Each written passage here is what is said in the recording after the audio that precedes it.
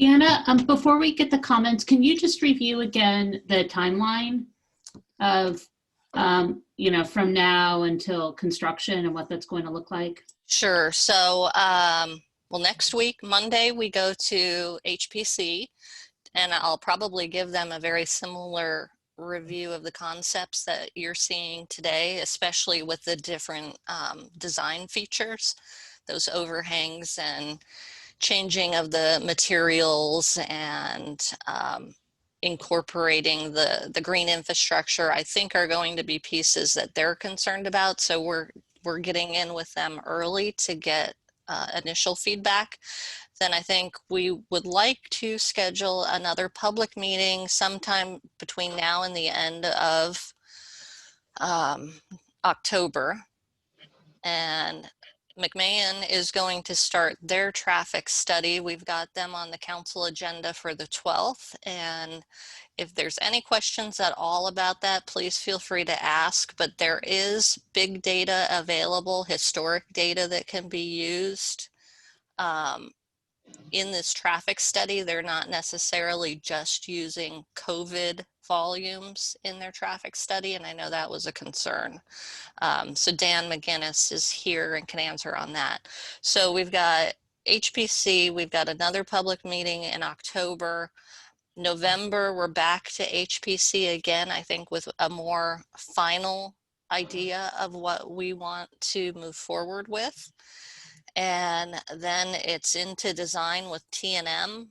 And the idea is that they would have some plans ready for us April, May to go out to bid and get a contract on board probably for late summer. We're definitely going to work with the businesses to see what the best time frame is, talk through construction staging and scheduling as to how the different pieces work the best.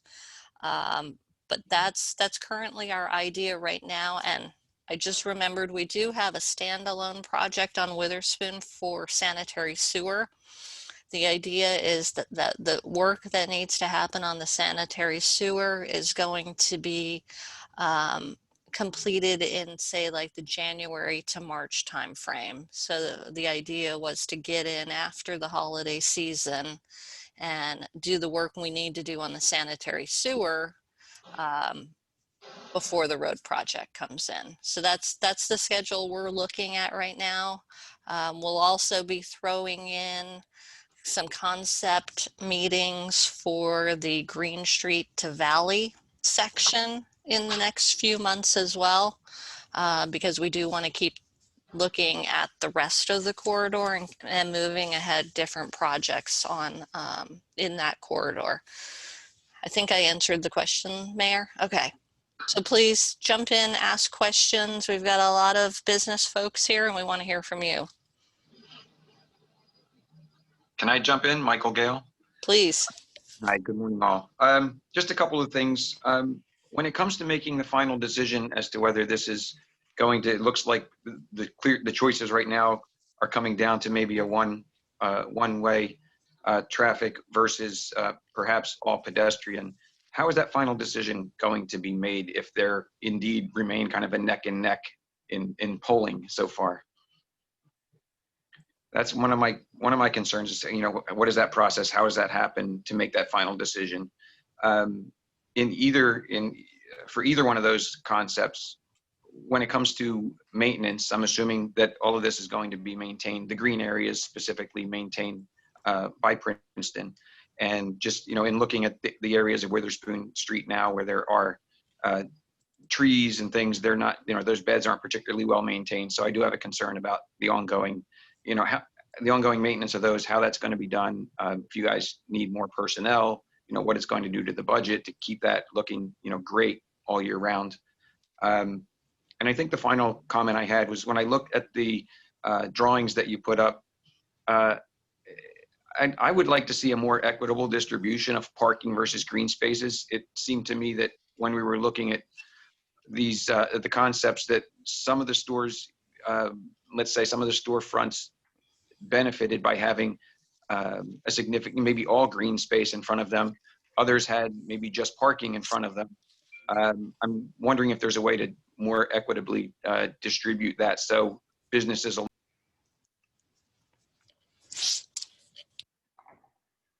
maybe some parking and some green somehow so that everybody gets the same feeling. I just would hate to see trucks and vehicles parked in front of somebody's space and maybe they lose visibility, and it may just detract from the pedestrian traffic. So they're my main comments and questions.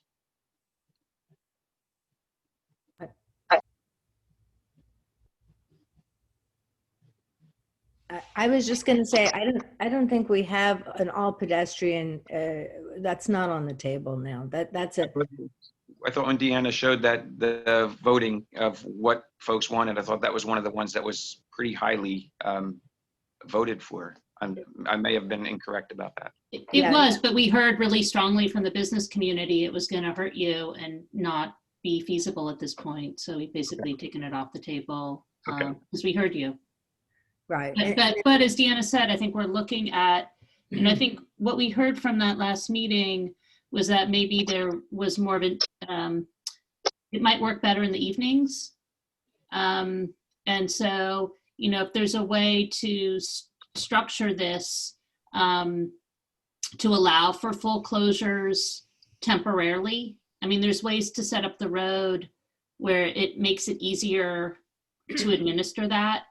And, we can try it out. So maybe there's, in the summer, there's certain Sundays, there's certain evenings where we can do it.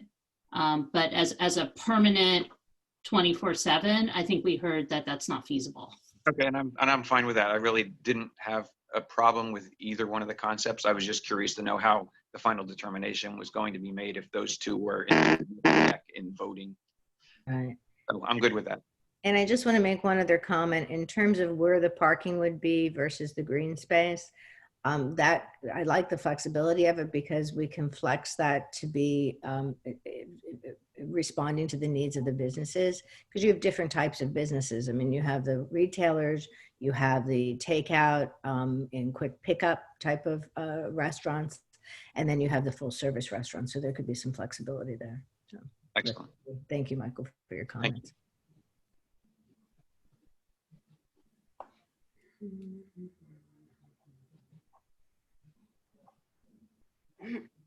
Deanna, good morning. Is there any, first of all, thanks for this. This is helpful to visualize because I think for a long time it's been just sort of ideas, right? And people haven't seen what it might look like. So this is pretty cool to see. Is there a current thought of at least mapping out? I guess I have two questions. First, on your parking numbers, I thought if I'm correct, I thought I saw a parking decrease if we stayed with two ways, although I didn't see that plan. So I was wondering how that would happen if we went back to what it was. And my second question would be, is there a current consideration at all from the engineering department to beautify the street and make it pretty and perhaps add some pedestrian jutouts and certainly that extra crosswalk where you guys had it, because I think that's probably much needed. But so beautify without getting rid of 2 lanes of parking and 2 lanes of traffic. Can you hear me now? Yes. Yes. Okay, good. This headset is new and I think I have a different muting thing that I inadvertently hit. I'll get to your questions, Andrew, but I was trying to respond to Michael and nobody could hear me. Regarding the decision on the different parking areas, Michael, we could also utilize the parklet.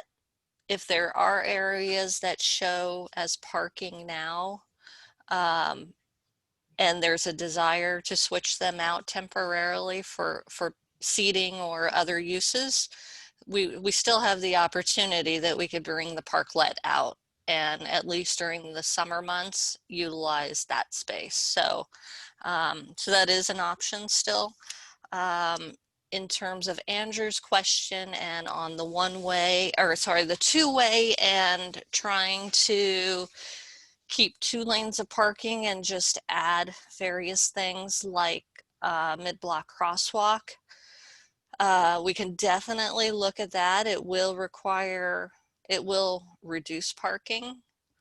Part of our goal really was just to add pedestrian space. So if we go back to the image of what's existing, you know, so much of the road is motor vehicle directed. And so the one way to at least start to balance with pedestrians is to take out 1 lane of parking. And that was kind of how I looked to this when we laid this out. Sure, you could put in some pedestrian spaces, some bump outs in these areas where you currently have parking. It will reduce the amount of parking available, and you have to remember that we need maneuvering spaces. But it's definitely something that could be looked at. And I guess, thank you. And I guess my follow-up would be, is there no consideration at this point, again, just for the beautification, new design, but with new visual design, but with the layout that was pre-COVID, which I guess would look prettier than that picture you just showed, but still the same number of cars. Right, same number of cars and that same narrow pedestrian space, the same narrow area to walk, where if somebody's coming along with a stroller, you have to stand to the side, you know, or if somebody's sitting at the bench, you have to kind of jockey around people on a bench, and versus the other appurtenances that are on the street. So it could be done. I just, in my own opinion, I don't think it's as desirable as getting rid of 1 lane of parking. Deanna, can I add an observation there? Mm-hmm. On that picture you're showing too, obviously there are 2 pedestrians in the road, and one's running in front of a garbage truck. So when we talk about no changes, I mean, you have some data right here. Yeah, and we can put a crosswalk in here, but you also have to clear cars 25 feet on either side of crosswalks. So that would eliminate 4 parking spaces in that, just alone for that.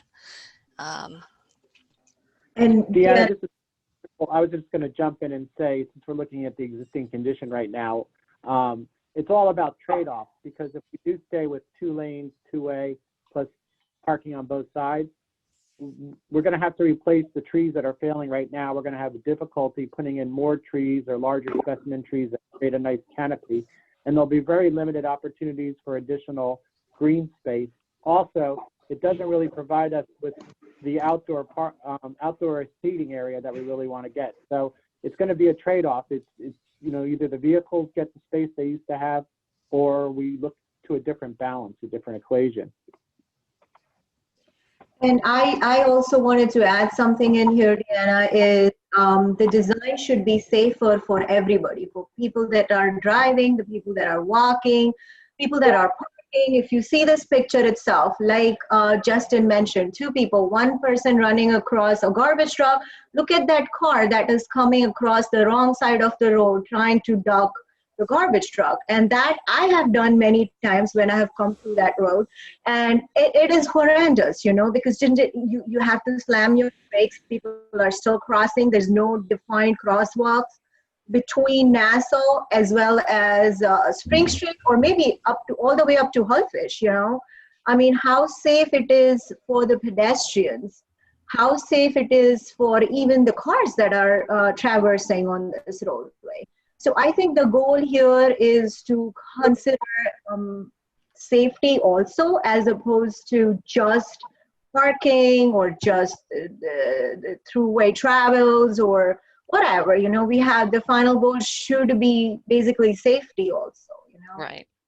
Right. And that's one of the things when you look at the crash reports in this area, so many of the crash reports are people just parallel parking on the street, either pulling in or pulling out.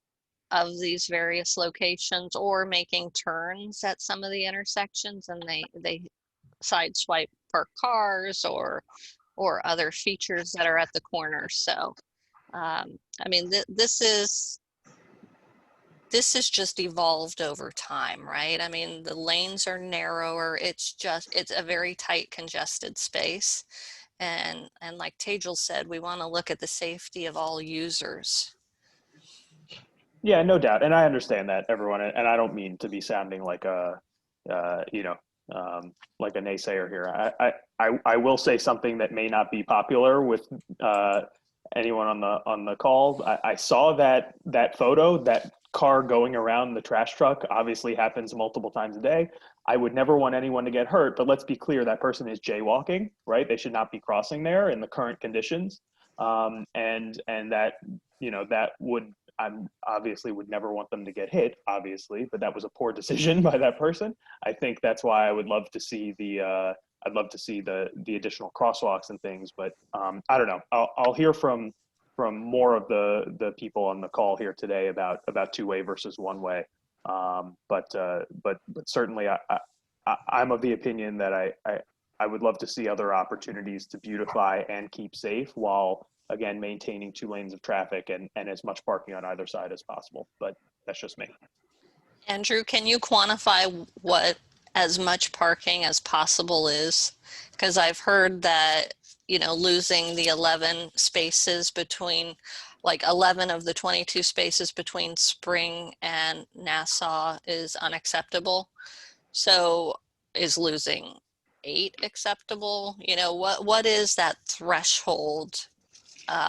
Or are people looking at the overall corridor of being able to pick up more spaces down by the library? Yeah, that's a fair question. I mean, I guess I would defer to understanding what pre-COVID meter usage was on that street.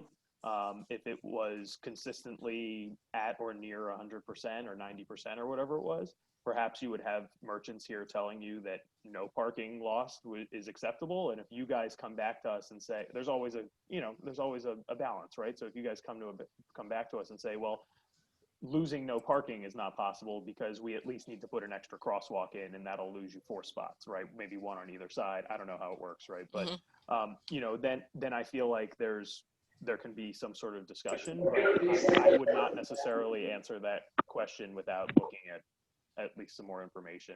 Okay. But I can tell you that I'm sure there are merchants on either side of the street who have their preferences in terms of being able to park right in front of their stores versus not. And some may need that, some may not, and maybe that's how we determine it. Although, of course, we know that not everyone in town who visits Princeton parks right in front of the store that they're coming to visit, right? So I'm sure there are trade-offs everywhere, but again, I guess my main point is just that I was just asking whether or not a beautification of the pre-COVID conditions was on the table or was not on the table.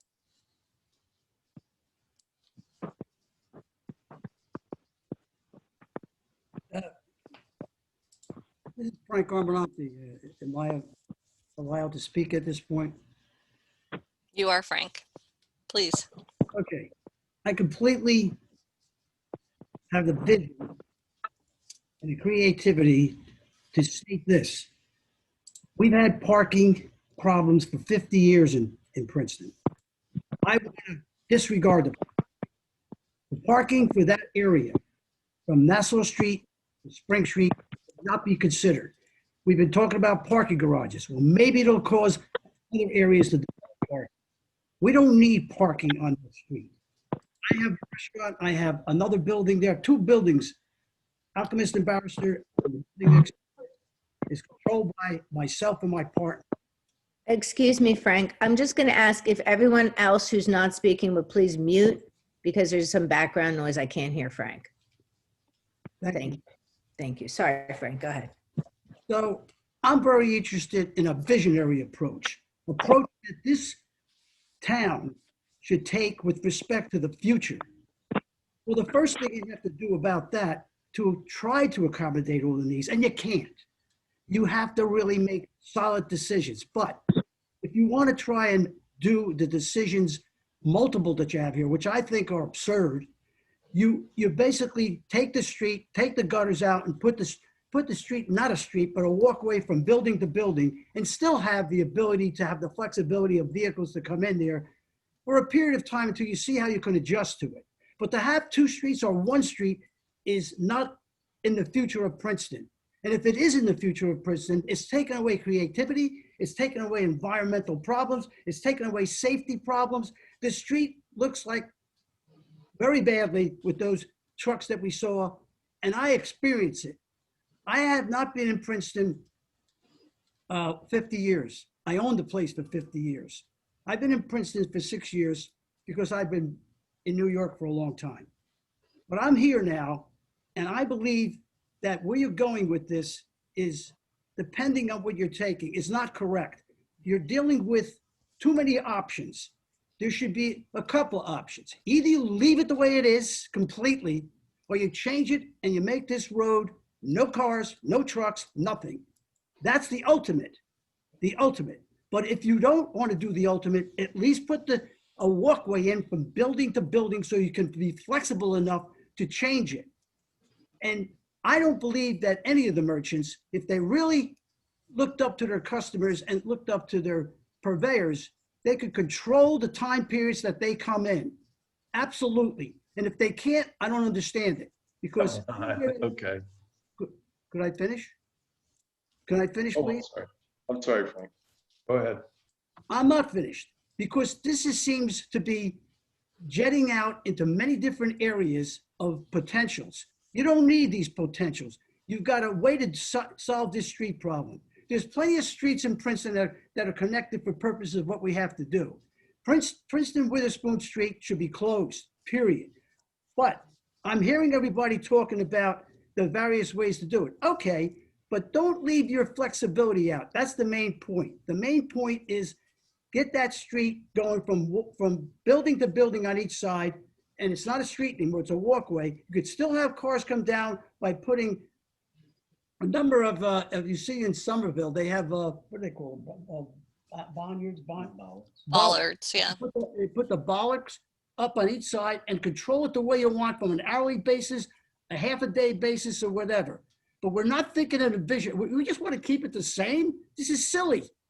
The same is no good. That's two lanes. It's ridiculous, in my opinion. And I'm being very straightforward about it. I'm not heshing about trying to mix oranges with apples and all that. This has got to be done with some type of vision, control over the environment, control over the safety. You can't do it with two streets, and I don't believe you could do it for one street. I've been living out here for 3 months now. It doesn't work with one street. It's too crowded. And also some of the purveyors, some of the people who own places park their own cars there and their vehicles there. I do not do that. It's not necessary. I park in different area of Witherspoon. I don't park on Witherspoon Street. I park in the parking garages. We don't need this street to have parking on it. We're gonna lose, I don't care if you lose 33 parking spaces. We've been losing spaces for years building things in this town. Let's think about where we're going with our parking outside this area. There should be no parking on this street, period. And another thing, how can you possibly look at this street and want to have 2 lanes? That's been going on for 100 years. And it doesn't work now. We got too many retail, we have too many restaurants, we have too many takeouts. It can't be done. It's not done properly. And I have further things to say, and I'll put it all in writing, but that's just the initial part of it. That's it. Thank you. Thank you, Frank. Hussam, did you want to say something? Unmute here. Can you hear me? Yes. All right. All right, perfect. So I think with respect to the presentation, I think the one-way options, I think from my perspective, look pretty good. I think it's a good compromise in terms of completely closing it down versus trying to beautify the Witherspoon Street. From my end, I haven't been a city guy my whole life. What's important for any type of thing, I'm used to one-ways, but I think what's critical is that there's enough space there so that when you have drop-offs or anything to that effect, that you could still have vendors temporarily park to drop off their stuff, or even have some type of curbside potential pickup if that continues to stay post-COVID. So I was just curious, my only input on that would be to just ensure that there's an ability for someone to, for lack of a better term, double park on the curbside for a brief period of time to just get in and out during a limited period of time. But other than that, I think the one-way options and trying to preserve parking, I mean, I have no problem one way or the other if people are trying to preserve parking on Witherspoon. I do think a complete shutdown of Witherspoon is not good for the town, not good for that street. I don't think the density is there, but I think I've expressed that in the last meeting. I am curious about the two-lane yard. Is that what they call it, where you can go into that? Is anything being envisioned? Is any of that being impacted by what's going on this? So we started to look at that this week. The university owns the portion. There's some private parking right behind Record Exchange that is fenced off from the two-lane yard. So I've reached out to Princeton University to have a conversation about potentially working together and looking at that entire space to reorganize parking.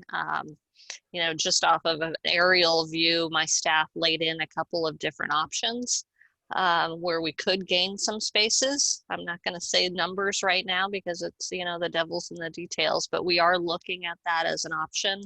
We also have a wayfinding system that we want to get moving ahead concurrently with this project. And I'll just give you a quick view of some of the things that we're looking at. So this, if you can see my screen, this is some ideas that we have over on Spring Street to help really bring out where the parking garage is and what public parking is available. And so we would pair that with additional signage. So you see here, this is kind of the overall view on the Spring Street end. And then as we go back here, to the corner at Spring Street, just getting more signage in so that people are aware of how to get to the parking garages. And then again, we would do some enhancement on the other side of Spring Street garage as well on the Sylvia Beachway. We would love to do something at the corner of Paul Robeson and or Wiggins and Witherspoon to help direct people once you're at that corner into the parking garage. We have to figure out how best to do that with signage, but these are some ideas that we want to get moving concurrently to this project to really enhance visibility of off-street parking opportunities. Yeah, and then the last thing I would just add is that it's going to be, to the extent we're considering the one-way, it's the northbound way, which would be, excuse me, I'm not a compass-oriented guy on this. It would be from Nassau going in the direction towards Spring Street. That's northbound? That's northbound. That's how it is now. I am leaving it to our traffic consultant to really think through all of the impacts of a southbound versus a northbound.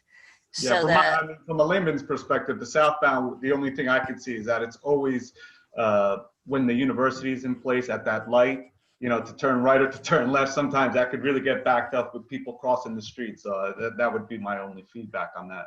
Right. So the state is looking at that intersection. That was in our last public meeting. We mentioned that the state is doing a study of the signal there, and they're proposing the all pedestrian cross like we have at Van Divender and Witherspoon.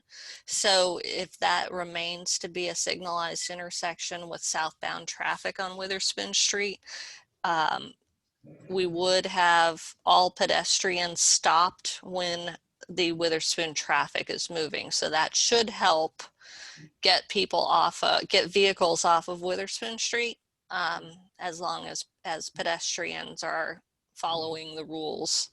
So that's where I'm leaving it to Dan and his firm to take a look at it, because we just have to look at circulation of trucks and other vehicles. Dan, did you want to? If I may, just my last question is, from a procedural standpoint, I think this was something Michael was touching on earlier. How does this all get memorialized, like in terms of, here's the final decision by the council? Is that at a public hearing? Do they adopt a resolution, an ordinance? I mean, how's this all, like, what is the memorialization of all this and at that point from a procedural standpoint? So it's all council driven. If we do anything with the change in traffic movements at Witherspoon and Nassau, that has to be approved by a permit from DOT. So that's kind of an additional process. The council would adopt a resolution to request a change in traffic movements that would go to DOT, state DOT, and they would review it and issue permits to allow it, or they can deny it. And then we would also have to ordinance any road changes on Witherspoon Street. So if it becomes a one-way direction, that actually gets ordinance through an introduction and public hearing process. And I add one further point. The issue of the university has not been discussed. The university main gate is right at the top of Witherspoon Street. We have not utilized the potential of people from out of town, the students, the teachers, to walk from that Nassau Hall right down the path of Witherspoon. If you keep that street where it is now, or just don't have any ability to walk properly down there, they're going to avoid it as usual. But if you had that street completely open to pedestrians, they'd have a path right into all the areas of the restaurants, the retail, the takeouts, and it would be more accomplished for them because they're spending a lot of money in their clubs. It'd be much less expensive for them to come down that street and buy all the products there, believe me. And you can make Bennett, and each retailer and each restaurant and each takeout can make proper prices for the students, but you have an entire community of parents that visit, and we're not utilizing it properly. Witherspoon Street is the perfect street to utilize that ability. And I don't know why no one has brought that up, but that's so important. Parking's insignificant. It's always been a problem. It's always been a problem in this little town. We've got to come up with more unique ideas about parking outside of that little street of Witherspoon to where it's going to Green. I mean, it's nonsense to talk about parking for that. Parking has to be talked to in a bigger realm, and we're not doing that. And I really believe that we have to start thinking about that. But the Witherspoon should be a special street. By putting one road in there, two roads in there, it will not be special. It'll just be like the same for it's been for 50, maybe 100 years, 2 lanes. We're out of that area. We're into a new era now. And you got to start thinking about how to make it creative. Thank you, Frank. Something? Yes, please. Hi.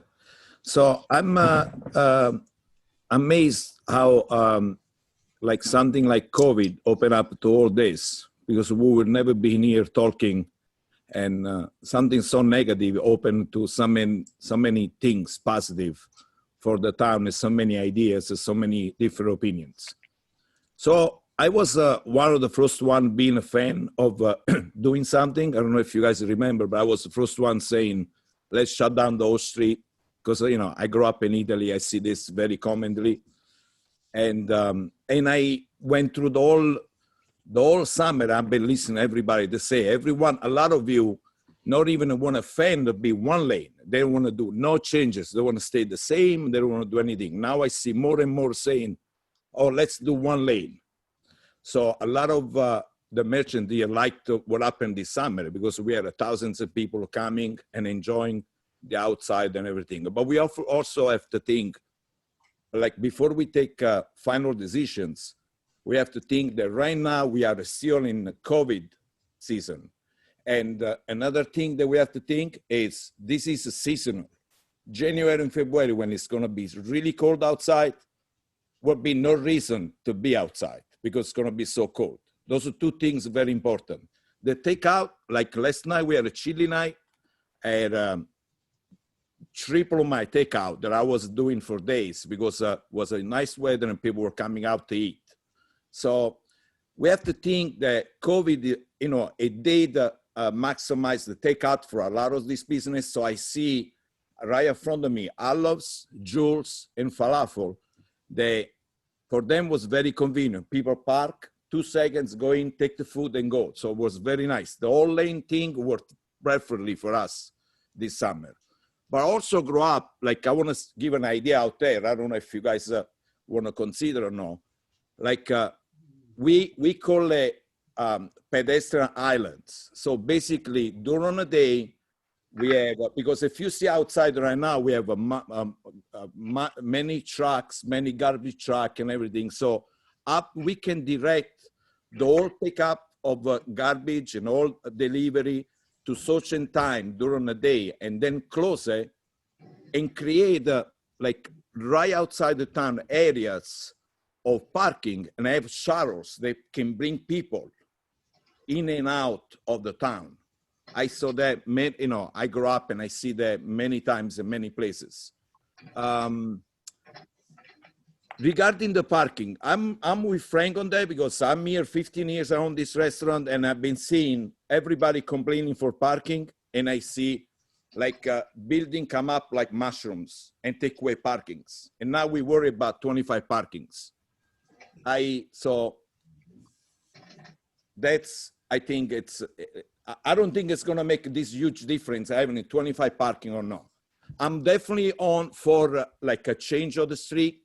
I cannot really say, let's close it or do 1 lane or 2 lanes, take a final decision, because I think, I see that the business right in front of me need that pick up, because the culture of here in America is that people, they have to be in their car, they have to get closest as possible to the business, get out of the car, get in, grab the bag, and go. I grew up different way. I grew up that you park the car far away, so you have that time to walk and enjoy, especially if it's a nice day. They get so close to the place and say, oh man, this is so fast. I like to take my time. So I grew up in different ways. So I understand that here in this country, people like to convenience, they like to get closest to the place. So I agree on having the pickup areas for the business, but I also think that after COVID, people will start think differently about takeout. This is my idea. Thank you for listening to me. Thank you, Michael. Adam? Yes, thank you, Deanna. And thank you to the Princeton Engineering and Planning Departments. I'm Adam Angelakis. I own Olives with my brother, Nick. We've been serving the Princeton community for over 25 years. And we support a 1-way or 2-way street, of course, with the loading zones. 4 points I would like to express. First of all, our deliveries from vendors are through the front door. We do not have a rear or side access. And those deliveries are made all morning starting from 6 a.m. up until 11 a.m.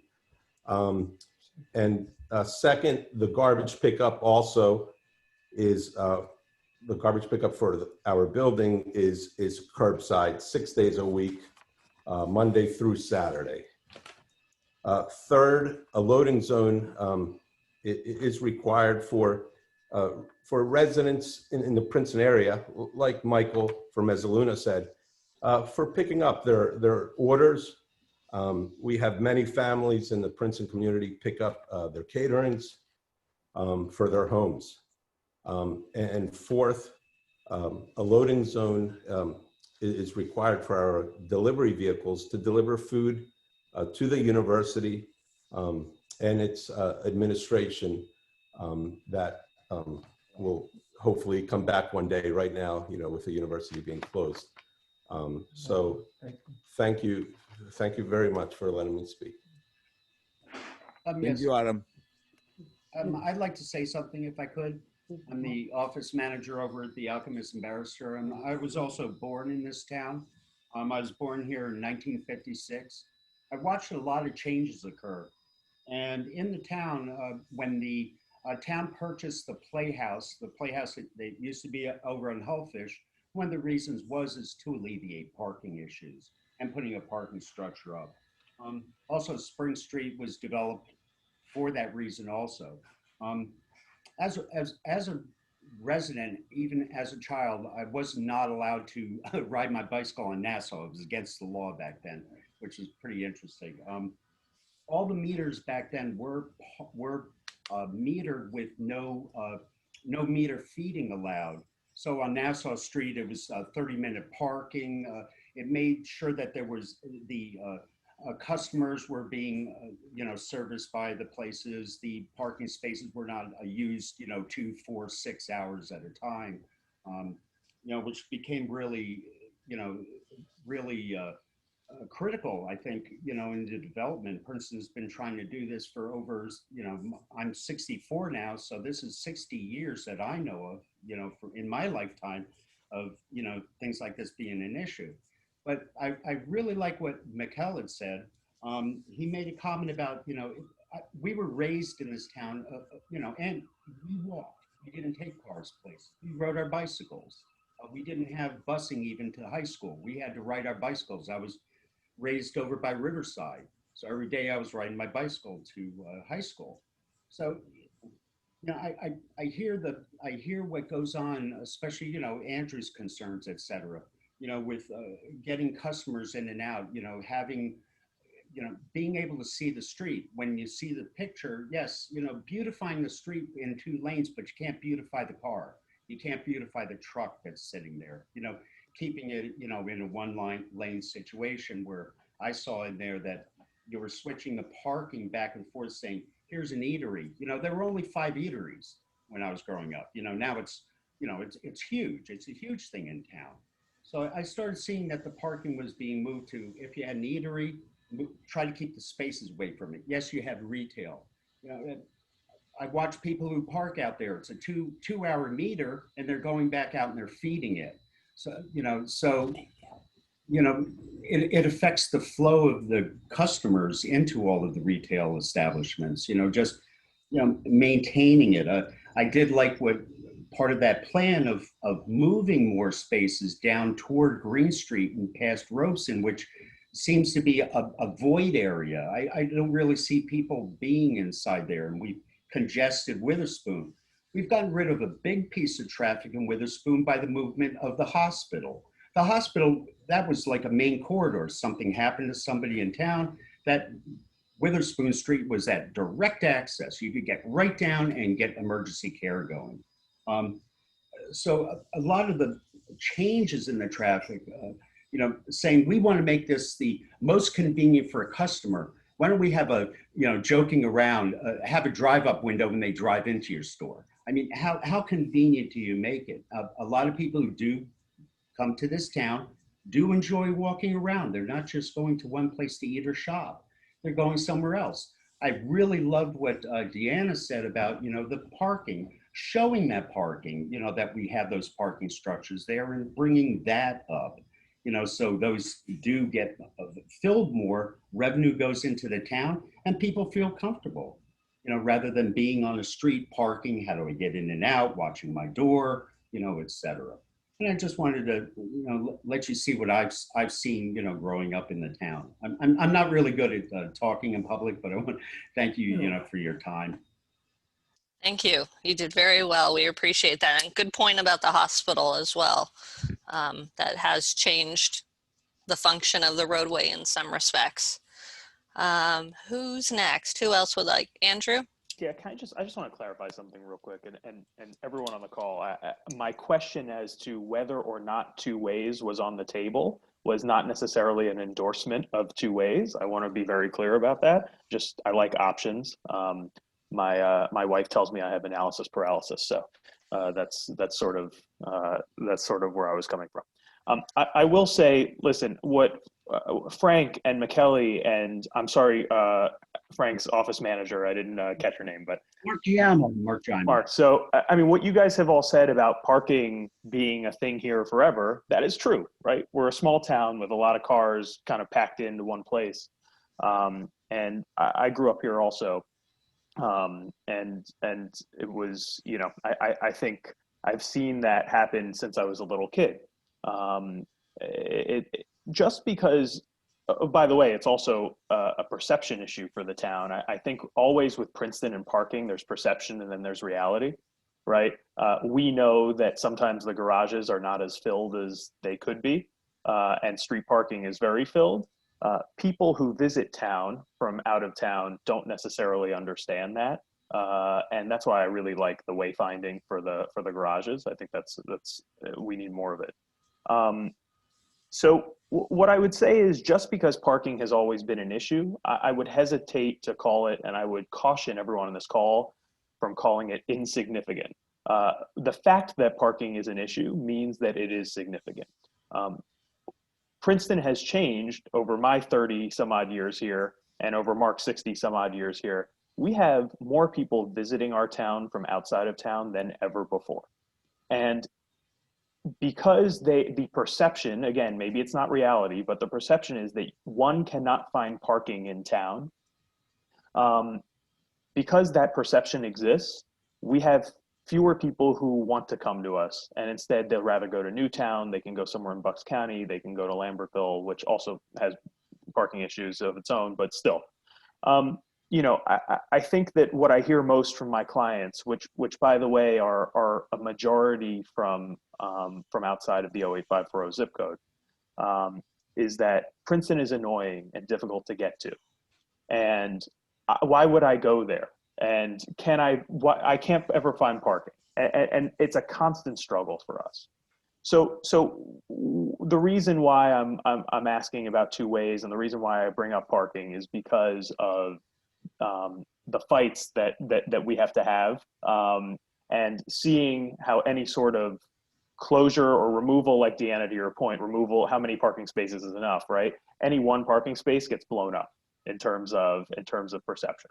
And so no matter where we go in this process, we're going to have, for all of us, all of the merchants on this call, and certainly I would hope the town would help as well, a major PR issue or initiative that we would have to do to make sure that people know that Princeton is still open and available and easy to get to. I'll also say that, just again, selfishly from my perspective, my clients come to me either carrying or leaving with high value things, high value goods. And what I hear, especially from our elderly clientele, but really from a lot of people, is that they don't want to walk a far distance to their car carrying those items. That may seem like a small concern, especially to restaurants on the area, but it's a major concern for us. We have security in our store, but I can't have my security guards follow my concerned clients to their cars all the time. And so it's something that we consider, and it's something that is important to us in terms of, again, parking nearby Hamilton.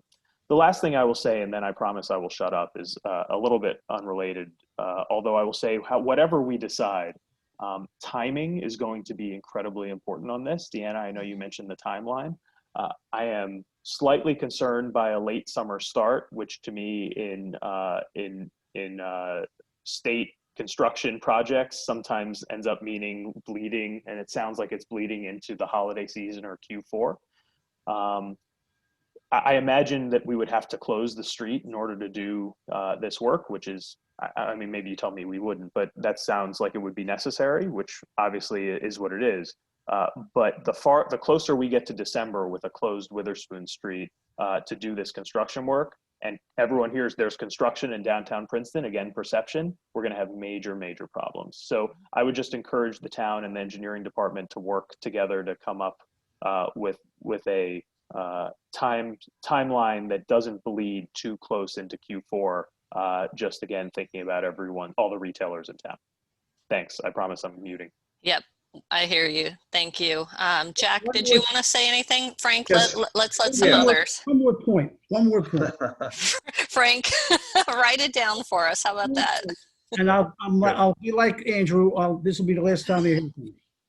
I think we have to consider this. All merchants, all retailers, and all people on that portion of the street from Spring Street to Nassau have to think more in this nature. And I do it. Take the package that you have for takeout and deliver it wherever that person is. You got legs, you got ability to get there. You shouldn't expect the customer to come to your door or have their cars in front of your door. You should have the ability to service the customer. It doesn't have to be from Italy, like Michael said, which he's made a good point. It has to be like American, that we have to treat the customer who he is. He needs to have the product in his hands. We deliver it to him. And that's what we should do. That street can be beautified. And when it's beautified the way I suggested, then it's closed, the people will come. You know what is going on here between a lot of people? Fear. The fear to change. You know, you make a change, you could adjust it, especially if you make the street from building to building and it's a walkway. You could change it any way you want, anyway. Thank you, Frank. That's it. Okay. Thank you. All right, Jack. Hi, thank you. I have bad internet here. That's why I sort of was. Oh, no. I think Jack. Back and forth. As you know, there has been negative. Uh-oh. Some negative impacts to several of the period. There's also been great blessings. I, being a resident, enjoyed it. We've really appreciated the outside seating. Can you hear me? No? Yes, right now. Okay, good. Keep going. Skillman, right? However, the beauty of our town is the retail mix. And I mean, I'd like Frank to think about if Jessica and Frank would change businesses, would Frank be running coffee cups out to, I don't know where they would park? To talk about parking, we all agree, we've now gone, I guess, 20 years without any real parking infrastructure improvements. And I believe, my sense is that the pedestrian walkways, et cetera, work when there's proximity parking somewhere close by. We have not spent any time, any money on any of this to create a successful pedestrian walk area. I'd be very cautious to think that we will build parking. Okay, let's put the pedestrian thing in, but they don't have any parking. I remind Mikael that we've heard about the problem of parking in town for forever. If I continually heard that my coleslaw was too salty, would I change it? I think we would improve it. So we have to think that the customer, the guy that walks in and says, Jesus, where do I park? It's reality. We don't get business off of Route 1 as much as we used to. And Deanna, as you know, you have your annual, pre-COVID, your annual holiday dinner at lunch at Witherspoon, and you had to cancel a couple times because the garage is full. So we are at capacity, and as we diminish, we're going to lose the little brick slot.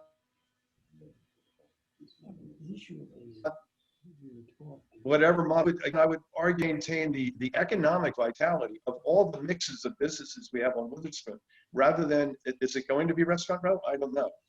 But there's people here that are businesses that are really special. You know, Small World, Olives, Jules, A&B, they're all very special, but we have to, in order to have that uniqueness and not just be some mall that's half empty, we've lost 40 businesses in COVID period right now.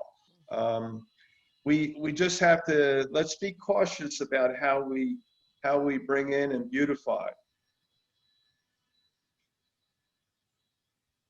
I hope my internet worked. It did. We lost you a little bit in there, but I think we all got the gist of it. Thank you, Thank you. Jack. Jessica? I thank you, Deanna. Real quick, because I spoke a lot at the last meeting, which was sort of taking me out of my comfort zone, but I did it because I thought it was important. But thank you for all your hard work. I know it's, you put probably hundreds of hours into this. And the only thing I'm going to add is I do think the parking is important. We live in the tri-state area. It's a very different mentality than other parts of the country or the world. I mean, I'm from Northern California, And it never seems like anyone is in a hurry there. I'm like, does anybody have a job? Because no one's in a hurry. But that is not New Jersey. Just to the counterpoint to what Andrew said, his customers are walking in or out with a high value item and they want to have proximity for that. My customers are walking out with a $5 to $8 item. And so, like, I understand that it's really important that we create an ecosystem that's holistic and supports all the residents and all the businesses, the traffic patterns, the university, the parking, the beautification. But my business is a fast food restaurant.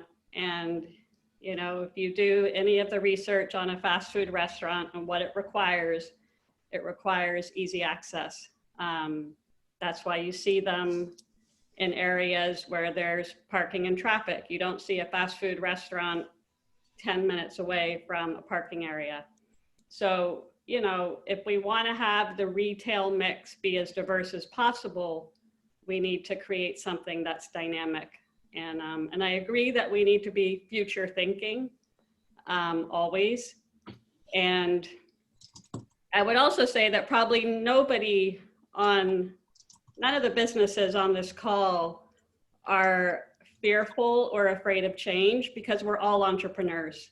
And if you're an entrepreneur, you need to brace yourself for constant adaptation, which we've all been experiencing during COVID. So anyway, I really love this community and I love Witherspoon Street, and I just want to make sure we do something super smart and impactful. So thank you. Oh, you're muted, Michael. Michele, I'm Yes. sorry. You can call me Michael though, there's no problem. Anything. No, I won't. I will use your given name. So I heard my name quite a few times, but I want to clarify this. I wasn't using the 25 parking example as me downside the problem of the parking of the town. I'm saying we cannot just not go for a big change of the street and create new opportunities for many business and the town, thinking about the 25 parking, when I saw me with my own eyes losing hundreds of parking spots, creating buildings in the last 10 years in this town. That's the only thing I was saying. And I did say that what it just Jessica said, that unfortunately the culture here is that they have to park their car right by their business, pick up their food and go. So I'm for that. I understand that Allos needs it, Jessica needs it, Falafel needs it, and Jules needs it. I understand, but I also think that because we are in COVID time, this is a must. It's more big than, because things can change down the road when COVID won't be around anymore, and people maybe will enjoy park a little bit farther away and take a nice walk when the weather is nice and get a coffee or slice of pizza. That's what I was saying. I'm not saying that parking is not a problem in town. Okay, thank you. Thank you. Jeff? Yeah, hi everyone. Thanks, Deanna. I'm Jeff Siegel. For those of you who don't know me, I am the owner of 6 of the properties between Nassau and Spring Streets. So, you know, I talk to our tenants there as often as I can, and they're a diverse group of tenants. And I think we've all heard on this call, we've heard before as well, that different businesses have different perspectives because of their businesses. And I think it's clear that we need to respect everyone's business and opportunity. But I would also add, as a property owner, as a landlord, you know, we've seen, and many of you may have heard about this before, but we're not seeing the numbers of tenants come into town or be interested in coming into town that we used to. And so I think it's critical as we move forward that we really embrace this flexibility. And when we talk about full street shutdowns, it's very concerning to me to see so many businesses stop thinking about coming to Princeton. We have to think about the future and what businesses will come, and maintaining that flexibility is just really important. And so for me, I think that means parking, it means beautifying for sure, and it means, vehicular transportation through that street. Thank you. Thanks. Could I just mention a few things about traffic for this group? Traffic hasn't come out too much, but I did want to mention a few things so you all know what to expect from what we're looking at. So as Deanna mentioned, we're going to look at the pre-COVID traffic volumes and project what the post-COVID volumes will be, and look at the impacts of going one way in either direction to see what the effects are both on Witherspoon and adjacent intersections. And I did want to mention I know the full closure option is off the table. It is a permanent measure, but we're going to look at it in our traffic analysis just because it's important to see what that would be, whether what the impacts of closure would be if it's implemented on a temporary basis or even during construction, just so that information is there. So I didn't want anybody to be surprised if they see the study and see that option was analyzed. And it's important to know what the impacts are on the adjacent intersections to see if any improvements need to be made. And as Deanna mentioned, there's the state's project at Nassau and Witherspoon we need to coordinate with. And also if there are impacts to the state's other intersections, we'll need to figure that out so that we know what needs to be done to get a permit. And we'll provide that information so that council, in coordination with all the stakeholders, can make a decision. All right, any more business feedback? We've really appreciated everything that we've heard so far. Any further words? Otherwise, Michelle or the Mayor, I'll turn it back over to you. Actually, Deanna, this is Helena May. Hi, Helena.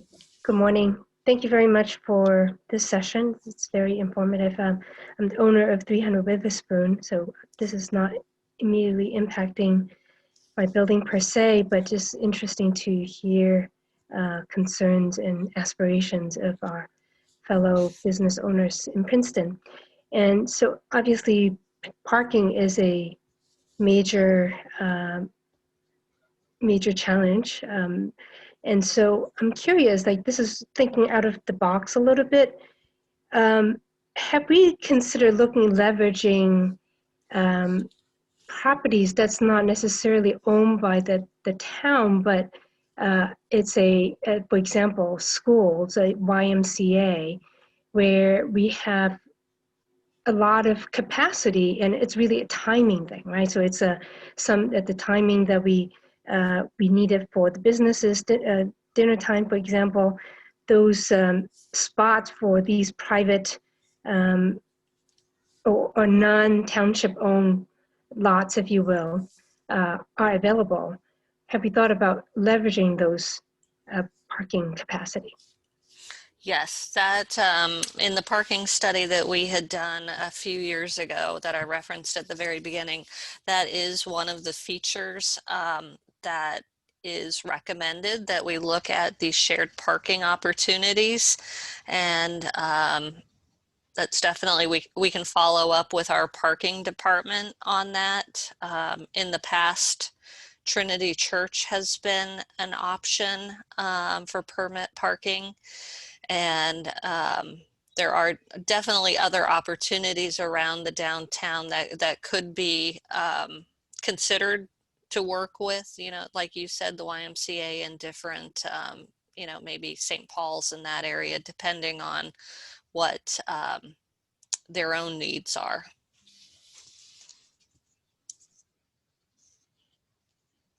Thank you. You're welcome. All right, Mayor Michelle, would you like to wrap up for us? You go first, Michelle. All right, Mary, I'll let you have the last word. I think this was really very productive, and I appreciate everyone's time. A lot of businesses taking a lot of time today. Deanna and team has done a fantastic job. What I'm hearing is probably really strong. I think it's pretty strong preference overall for the one-way, whether northbound, southbound. And Daniel's, input as far as a traffic study is going to be really important, because we have to think about post-COVID, when we get back to whatever normal is going to look like, what that traffic impact is going to be. so we make sure that we're moving the traffic around. And I think that we're pretty close to being on parity with the amount of parking we would be able to still provide on a one-way option, between some innovative ideas as far as adding some other parking down Witherspoon. I think we can recapture some loading zones that are parking. I think there might be some spaces on Nassau Street that we can recapture. So I would like to say that, you know, we're going to try our best to at least be equaling the same amount of parking, because we hear that, and I think too, the wayfinding to send people to Spring Street Garage and other garages is really important, because I'm not so sure people even know that those parking garages are there when they come to visit. So that's an important piece. You know, when we put those meters in, it's a sore subject, you know, when we had them be more expensive than parking in the garage, thinking people would then move to the garage, but people still offer convenience. So I think if we can move people into the garage, that would also help. So then they walk around, and then they would maybe stop in some of the stores on their way to the restaurant or on the way back. And that it speaks to what Michael and Frank were talking about today. But again, I think this was extremely productive. I think if you didn't get a chance to weigh in, speak today, if you want to email to me, to Liz, to Deanna, let us know your thoughts. We really want to hear everybody's viewpoint. We really appreciate it. Thank you. I'll turn it over to the mayor now. Okay.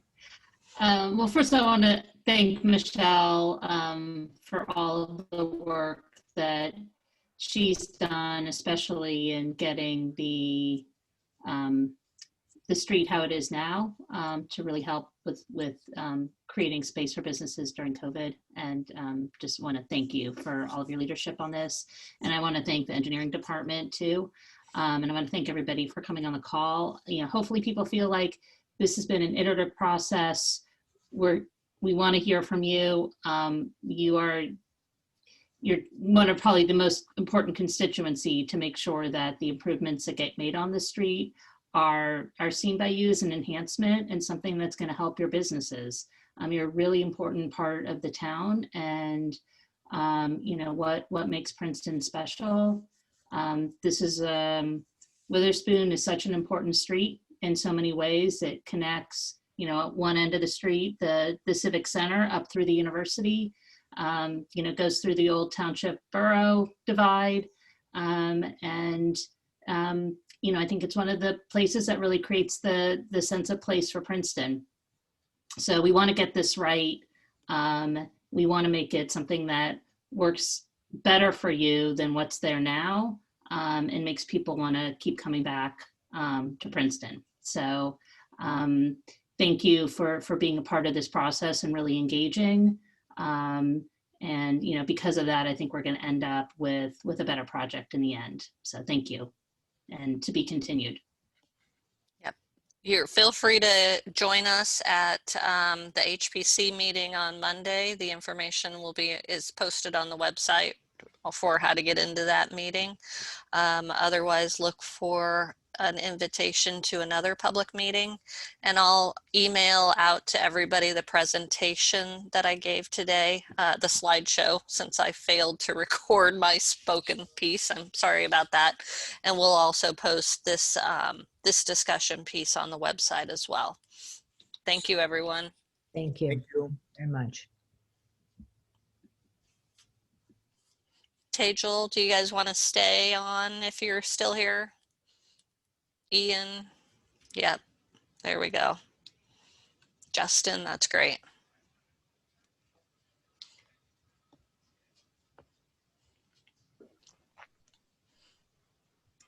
All right, Frank, Michael, thank you all for coming.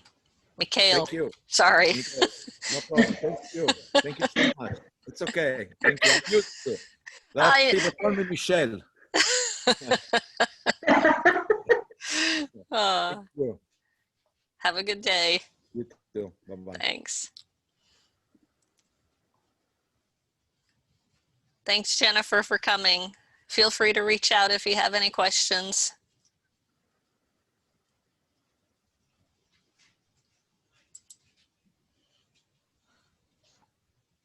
Deanna, you should be able to boot people off. Yeah, that's what I was just looking at. Is Cindy with us or is she business? Think business. Okay. Frank, I'm booting you off.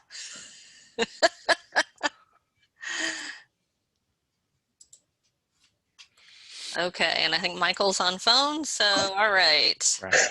I put the others in the waiting room. That's what I figured out I could do. Oh, and I need to stop recording.